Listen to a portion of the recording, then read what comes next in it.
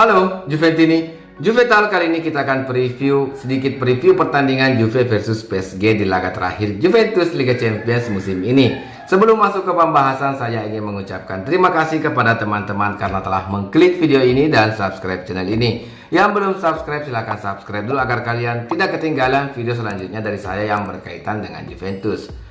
Laga Juventus versus PSG yang menjadi faktor penentu apakah Juventus mampu bermain di kompetisi Eropa atau sama sekali kehilangan kompetisi Eropa mereka di musim ini, sedang PSG ingin mengamankan status juara grup mereka dikarenakan di pertandingan lainnya di grup H antara Maccabi versus Benfica. Di atas kertas Maccabi kemungkinan besar akan memenangkan pertandingan dan mengamankan status juara grup jika PSG tertahan di Juventus Stadium.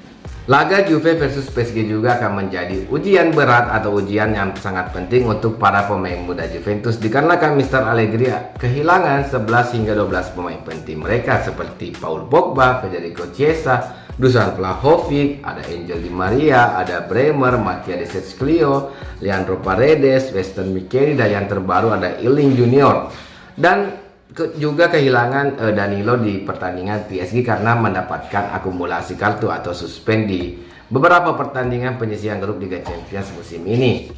Kalau dilihat dari pertemuan Juventus versus PSG, Juventus seperti yang kita ketahui kemarin di Paris mengalami kekalahan saat menghadapi PSG dengan skor 2-1, dan 5 pertandingan terakhir Juventus, 2 kekalahannya Juventus dialami di Liga Champions, yaitu saat menghadapi Maccabi di Israel, Benfica di Portugal, dan 3 kemenangan mereka semua ada di Serie A, yaitu saat menghadapi Derby Turin, Torino, ada Empoli, dan terakhir kemarin menang 0-1 saat menghadapi Lecce dari gol cantik Nicolo Fagioli yang banyak orang mengatakan gol ala Alessandro Del Piero. Kemudian ada di PSG 5 pertandingan terakhir mereka hanya mengalami 1 hasil imbang dan 4 kemenangan. Satu-satunya hasil imbang mereka saat menghadapi Benfica, dan salah satu kemenangan terbesar mereka saat membantai Maccabi dengan skor 7-2, dan kemarin mampu menang di Liga Prancis atau di Ligue 1 menghadapi Troyes dengan skor 4-3. Dari statistik PSG memang unggul dalam segala hal saat menghadapi Juventus dini hari nanti, meskipun Juventus bermain di kandang sendiri dikarenakan banyaknya pemain yang tidak bermain atau pemain kunci yang tidak bermain dan hanya mengandalkan beberapa pemain muda yang belum berpengalaman di kompetisi Eropa. Sedangkan PSG tetap ingin bermain ngotot karena ingin mengamankan status juara grup mereka. Dan kalau dilihat juga dari konferensi pers, Mr. Allegri dan Joan Cuadrado mengatakan bahwa anehnya Juventus musim ini secara garis besar mereka memainkan pertandingan untuk mereka memainkan pertandingan yang penting tapi tidak berjuang untuk lolos di babak 16 besar dan hanya bertanding untuk memikirkan Europa League. Sedangkan menurut pelatih PSG di konferensi pers mereka, Sigalter mengatakan Juventus kehilangannya banyak pemain di awal musim ini yang membuat Juventus lemah secara psikis dan mental dan secara permainan.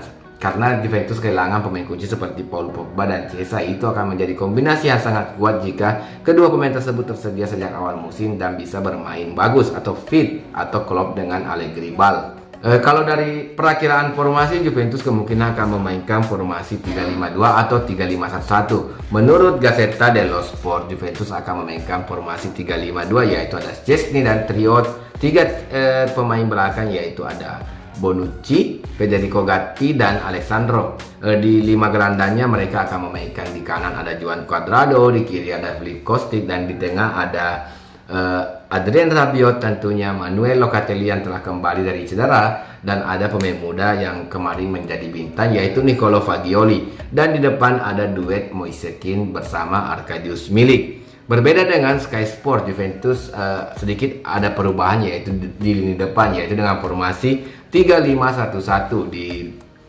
kiper belakang dan di tengah mempunyai komposisi yang sama, tapi di depan ada Arkadiusz Milik dan di belakangnya ada Fabio Miretti. Dari formasi 3-5-1-1 ini kemungkinan besar Juventus akan bertransformasi di lapangan menjadi 4-3-3. Saya mengatakan seperti itu karena kalau dilihat dari susunan pemain, Joan Cuadrado bisa mundur menjadi fullback kanan, Alessandro bisa digeser menjadi fullback kiri, dan duet back tengah ada Leonardo Bonucci dan Federico Gatti, sedangkan 3 gelandang tengahnya yaitu tentunya ada Adrien Rabiot, Manuel Locatelli bersama Nicolo Fagioli. Sudah Filip Kostic bisa maju ke depan menjadi penyerang sayap kiri, dan ada Fabio Miretti yang bisa bermain di posisi penyerang sayap kanan, dan tunggal ada Arkadiusz Milik. Jadi saya lebih menyukai Juventus bermain dengan formasi menurut Sky Sport ini.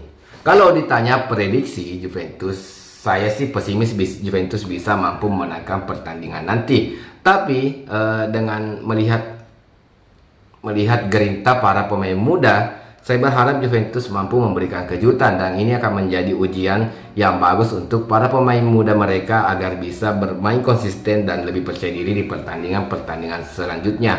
Saya harap juga Juventus memang masih bisa bermain di kompetisi Eropa meskipun itu di Europa League. Kenapa? Kalau Juventus di Januari nanti telah melakukan banyak perombakan, mungkin dari sisi manajemen, staf, bahkan mungkin kursi pelatih dan beberapa transfer pemain di Januari, dan bisa tampil bagus, sepertinya Juventus bisa menjadi calon kuat untuk menjuarai kompetisi Europa League tersebut dan bisa memperbaiki posisi mereka di klasemen Serie A, dan memastikan kalau mereka bisa juara di Europa League, mereka bisa dipastikan lolos langsung di UCL musim depan.